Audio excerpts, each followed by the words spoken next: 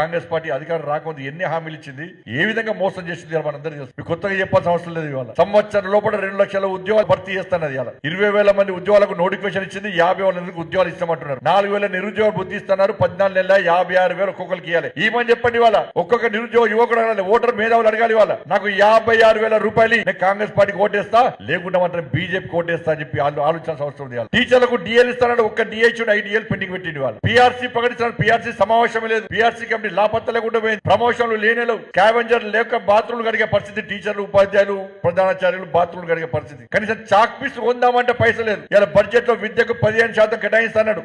ఇలా 6% కేటాయించేది. వాళ్ళ వేల ఉద్యోగాలు ఖాళీ ఉన్నాయి. కనీస సదుపాయాలు లేవు. ఉపాధ్యాయుల మీద బడ్డన పడుతుంది. స్ట్రెస్ కు లోన్ అవుతున్నారు. ఇవాళ సమస్యలతో తల్లడిల్లుతున్నారు. ఇవాళ వాళ్ళ రైతుల పరిస్థితి అదే. ఇలా మహిళలకు 2,500 రూపాయలు ఇస్తున్నారు. అటే పోయింది. స్కూటీ ఇస్తున్నారు. అటే పోయింది. తులం బంగారం ఇస్తున్నారు. అటే పోయింది. రైతు కుళ్లకు 12,000 రూపాయలు. అటే పోయింది. రైతు భరోసా అన్నారు. అటే పోయింది. బోనస్ అన్నారు. అటే పోయింది. ఇట్లా అన్ని సమస్యలతో ఇలా ఈ తెలంగాణ రాష్ట్రంలో కాంగ్రెస్ పార్టీ బాకీ పడ్డది.